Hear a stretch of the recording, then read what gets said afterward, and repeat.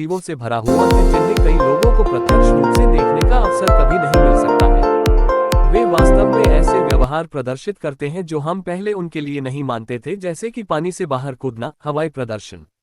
Hall के अनुसार हाबापोपोइज मानव गतिविधि और समुद्री शोर के प्रति अतिसंवेदनशील होते हैं, यहाँ तक कि किलर व्हेल से भी अधिक। समुद्री ऊदबिलाव सतह पर अपनी पीठ के बल लेटने के लिए जाने जाते हैं और उन्हें संवारने और खाने में बहुत समय बिताते हैं। यहाँ वैंकूवर द्वीप पर एक को अक्सर रेस रॉक्स लाइटहाउस के पास समुद्री घास पर आराम करते हुए देखा गया है। हो सकता है कि यह जॉस से बाहर एक बड़ी सफेद शार्क का दृश्य न हो, लेकिन बीसी शार्क की 13 प्रजातियों का घर है। अनोखे जीवों की हमारी सूची में तीसरे नंबर पर नीली शार्क है।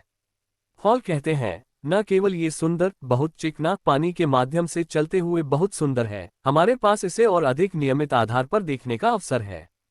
शार्क रहस्यमय हैं। कभी कभी बहुत गहरे पानी और मछुआरे उन्हें देख सकते हैं, लेकिन सामान्य नौकायन जनता के लिए यह बीसी में कुछ ऐसा नहीं है जिसे हम देख सकें, वह कहती है।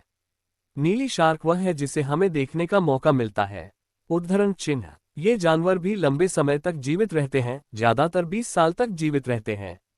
अक्सर समुद्री स्लग कहे जाने वाले ये चमकीले रंग बिरंगे जीव बहुत लंबे समय तक जीवित नहीं रहते हैं, लेकिन समुद्र में इनकी बड़ी भूमिका होती है। हॉल कहते हैं, इन जानवरों के अविश्वसनीय शानदार रंगों के कारण इन्हें समुद्री तितलियां भी कहा जाता है।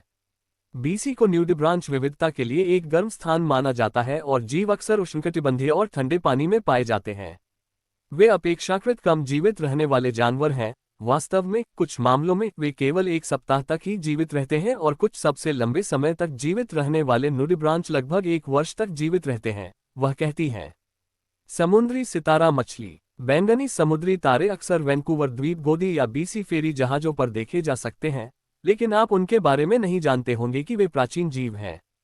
हॉल कहते हैं, वे पिछले 450 मिलियन वर्षों से हमारे महासागरों में हैं। ब्रिटिश कोलंबिया में समुद्री तारे की लगभग 82 विभिन्न प्रजातियां हैं।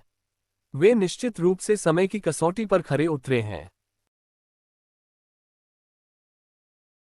समुद्र या सागर पृथ्वी की सतह के 70% से अधिक क्षेत्र में विस्तृत लवणीय जल का एक सतत निकाय है।